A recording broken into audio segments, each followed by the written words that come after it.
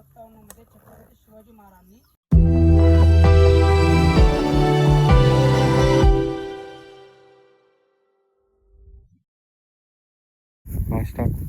तर आपण इथे बघत आहात तुम्ही गुफासारखं काहीतरी आहे इथे खाली आणि दोन तीन ठिकाणी आहे. तर आपण बघूया खाली जाऊन नेमकं काय आहे काय नाही. तर चला. पाण्याची मला वाटतं ती पाण्याची पाण्यात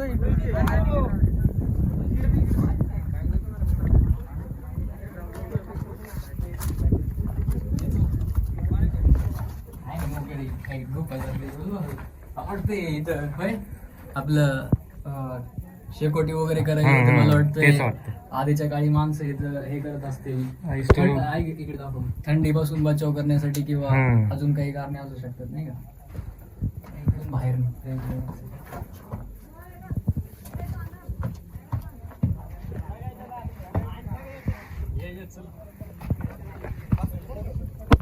आता आम्ही गडावरून सध्या खाली उतरतोय. यापूर्वी तुम्ही हा जो पोवाडा झाला माझा मित्र प्रणव त्याने इतकं चांगल्या प्रकारे तो ॲक्ट केला पोवाड्याचा तर त्याला खूप सारे प्रेम द्या आणि आवडला असेल तर कमेंट करून नक्की सांगा. आणि चाललो आहे खाली वैभव त्याला कचरा गोळा करून जमलाय मला शेअर करा फॉलो करा कचरा करायचा गोळा. जय भवानी जय शिवराय जय महाराष्ट्र हर हर महादेव. घरात पाहिजे इच्छा व्हायला लागली तेव्हा नाही पाहुण्याला करून येत कायम तर पोहोचील कायम तर पोहोचील. बघू शकता तुम्ही आम्ही वरून कचरा गोळा करत आलोय खाली. हा घेतली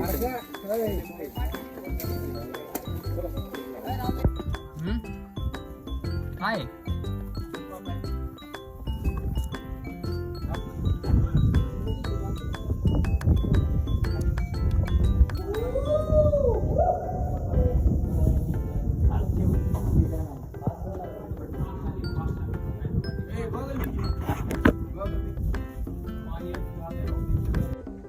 आम्ही सकाळी 6:30च्या दरम्यान गड चढायला सुरुवात केली ती आणि 7:30 वाजता आम्ही जेव्हा एकदम सनराईजला गडाच्या बालेकिल्ल्यावरती होतो.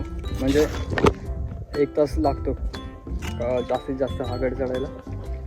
खालून असं वाटत होतं की गड काय जास्त मोठं नाही आणि हाईट पण नाही पण वरती आल्यावर कळतं की हा गडसुद्धा खूप सुंदर आहे आणि बघण्यासारखं आहे. आणि एक गोष्ट म्हणजे इथे आधीच टुरिस्ट कमी येतात खूप सारे सो खूप पीसफुल आहे आणि नक्की या इथे मध्ये.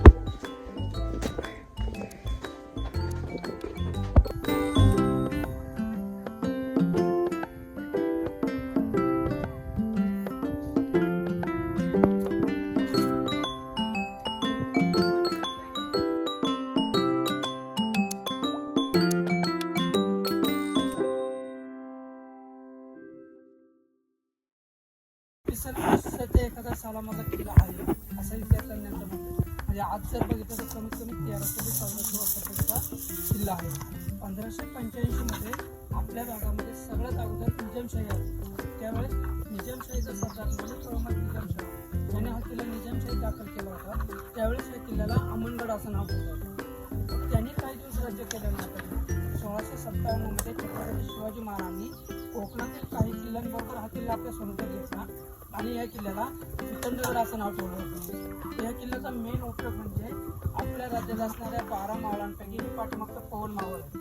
त्या पवन मावळाच्या देखरेखीसाठी आणि सुरक्षेसाठी आपल्या स्वराज्याचे सरसेनापती नेताजी पालकर यांना महाराजांनी या किल्ल्याची किल्लेदारी दिली. ज्यावेळेस या किल्ल्यावरती आले त्यांनी किल्ल्याच्या उंच टोकावरती एक वाड्याचा अवशेष शिल्लक तिथे एक वाडा बांधला. त्या वाड्यामध्ये राहून त्यांनी आजूबाजूच्या परिसराची निगराणी ठेवली. निगराणी म्हणजे काय की शत्रू कुठल्या भागातून येतो कुठल्या भागात जाणार आहे किती शत्रू कुठल्या शत्रूंना कुठल्या खिंडीमध्ये अडवता येईल कुठल्या जंगलामध्ये जाऊन त्यांच्याशी गनिमिकावेने लढता येईल आणि त्यांच्यावरती नजर ठेवण्यासाठी आणि वचक ठेवण्यासाठी वापरलेला किल्ला होता. या किल्ल्याचा जर वातावरण जर स्वच्छ असेल तर ह्या किल्ल्यावरून आपण 120-130 किलोमीटरचा एरिया हा नगरमध्ये ठेवू शकतो. आता या किल्ल्यावरून अजूनही आपल्याला 8 किल्ले बघायला मिळतात. त्या साईडला लोहगड विसापूर आहे. किल्ल्याच्या मागच्या साईडला तुंग आणि मोठा आणि अजूनही वातावरण शुद्ध झालं तर पलीकडल्या साईडला आपल्याला राजगड, तोरणा, सिंहगड आणि पुरंदर असे हे 8 किल्ले टिकोण्यावरून बघायला मिळतात. म्हणजे 8 किल्ल्यांवरती मास्टर एकत्र करणे, इतर किल्ल्यांवरती पाठवणे आणि आजूबाजूच्या परिसरावरती नियंत्रण ठेवण्यासाठी वापरले जाते. 1665 मध्ये 12 जून 1665 हा पुरंदरचा तह झालेला होता. तर त्या तहामध्ये महाराजांनी निर्धाराचे सिलेक्ट 23 किल्ल्यांमध्ये हा किल्ला सोडा दिलेला होता. तह मोठ्यानंतर जे किल्ले आपल्याकडे घेतले ते आपल्याकडेच राहून गेले. जरी हा किल्ला 1657ला तर स्वरूपात आलेला होता तरी छत्रपती शिवाजी स्वतः या किल्ल्यावरती आदेश नोंदवले. पण 1682 मध्ये धर्मवीर छत्रपती संभाजी महाराज या किल्ल्यावरती काही दिवस वास्तव्याला होते. ज्या वाड्यामध्ये नेताजी पालकर सुद्धा राहिलेले होते त्या वाड्यामध्ये संभाजी महाराज सुद्धा काही दिवस राहिले होते. तर त्यावेळेस औरंगजेबच्या कुठल्या तरी बायकोचा मुलगा हा अकबर तो आश्रयासाठी पवन मावळामध्ये आला होता. आता त्याला माहीत होतं की आपल्याला कुठलाच राजा आता आश्रय देऊ शकत नाही, पण एकच राजा आश्रय देऊ शकतो ते म्हणजे संभाजी महाराज. तर संभाजी महाराज त्यावेळेस या किल्ल्यावरती होते. तर त्यांनी एक पत्र पाठवून संभाजी महाराजांना आश्रयासाठी एक किल्ला मागितला. तर संभाजी महाराजांनी 12 ऑगस्ट 1682 मध्ये हा किल्ला अकबरला राहण्यासाठी दिला. पण त्याला इथलं वातावरण न मानवल्यामुळे त्याने आपोआप हा किल्ला सोडला आणि हा किल्ला परत आपल्या मराठ्यांकडे आला.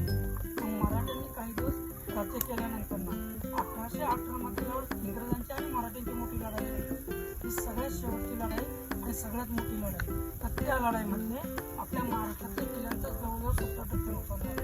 आता त्यावेळेस इंग्रजांचा एक अधिकारी होता कर्नल पॉटर म्हणून. तर त्याला माहीत होतं की किल्ल्यावरती जाऊन मराठी आपल्याला शक्य नव्हतं.